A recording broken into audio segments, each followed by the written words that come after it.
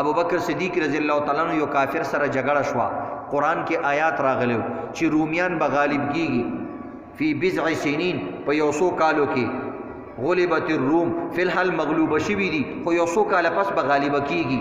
یو کافر مسلمانانو ته ویل، د مسلمانانو رومیانو سره مینه ډیره وه ځکه هغه اهل کتاب خلکو ګینې، هغه هم کافرو، او د دې مشرکینو د مکې هغوی فارس والا سره مینه زیاته وه ځکه بت پرست وو، د هغوی هغه خوښ وو. بعض وخت د کرکټ میچ وي که نه، مثلا د کافر ملک دی خو د سړي پکې یو دغه خوښي، یو ګروپ خوښي چې زما پکې دا پلانې ګروپ خوښ دی، دا ښه فیلډینګ کوي یا دا ښایسته گین کوي، نو دا کیدای شي څه خبره خو نه ده. نو د مسلمانانو په هغه وخت کې د رومیان لږ خوښ، ځکه دا د دوی د کتاب ملګري خلک، او قرآن هم وایي چې عیسایان د یهودیانو نه لږ ګزاره کوي، نور دواړه ستاسو دشمنان دي. په وړو کې بم بروسه نه کوي، په غټ بم نه کوي، ځکه په وړو کې چې کوم سړی مړ کېږي او په غټ بم هم سړی مړ کېږي، دا به نه کوي. په یو ګوډزار هم مړ کېږي او په راکټ لانچر هم سړی مړ کېږي، نو باور به په یو باندې هم نه کوي، خو نسبتاً چې کوم دی دا ښه دی. نو ابو بکر صدیق رضی الله تعالی عنہ کافر ته وی، کافران خوشاله چې زمونږ مشرکین چې کم کسانو هغوی ګټلې ده هغوی ډېر زیات خوشاله، مسلمانان خپو وی رومیانو وبیلله. ابو بکر صدیق رضی الله تعالی عنہ ته وی دا به زر چې کم دی بیا رومیان ګټي، هغه وی هغه رومیان سپلی شوي دي پاسېدی نه شي، او ته وایې چې بیا ګټي. خو د په شریعت یقینو، د هغوی په عقل یقینو. عقل دا وایي چې یو سړی پرېوتو او شل شو او ګډ شو، بس د دې پاسېدل اوس ګران دي. یو سړی غریب دی او ختم دی، بس دا اوس پته نه لګېږي چې مالداره به شي که نه. خو عزتمندو د شریعت رڼا کې چې یو خبره وشي د مسلمانانو په دغه یقیني، ځکه هغه رښتیا کېږي.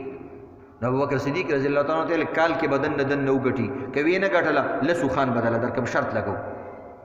هغه تاسو ته چا ویلي؟ موږ ته خپل پیغمبر ویلي، وایي پیغمبر پرېږده د پیسو خبرې کوه، که ویې نه ګټله نو بیا وایي لسو خان به درکړم، شرط حرام نو.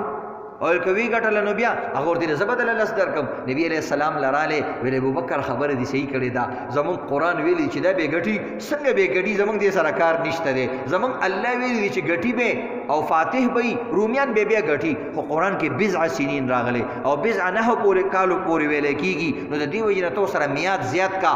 که هغه درته وایي چې ته رسته کېږي، رسته کېږم نه، انعام زیاتو، شرط زیاتو، سلو خان بدله درکړم. نو دقه شان عزتمندو چې یو څو کاله تیر شو، رومیانو بیا وګټله. دې ته ویل کېږي شریعت رڼا، چې د چا عقلونه هم رسي چې شکست خورده قوم به څنګه بازېږي.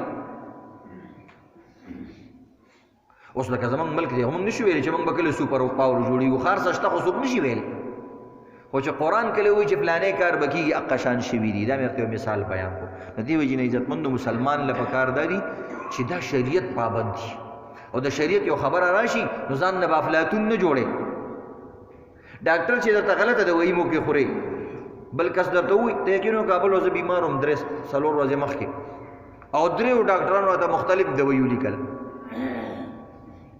او بل ډاکټر بل ته کنځلې کولې، وایي دا څه فضول کا دوایي لیکلې ده، او دې ته ګوره او دا ته ګوره. خو موږ یې بیا هم استعمالو، نه پوهېږو په دغه لاین باندې.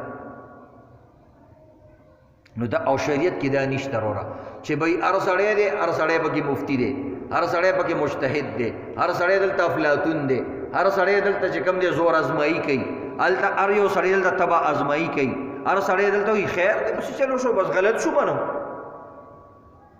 داسې به یو ډاکټر وکړي نه. نو د دې وجې نه عزتمندو د دین خبرو ته ځان تابع کړئ، دې کې ځان افلاطون نه دي جوړول پکار.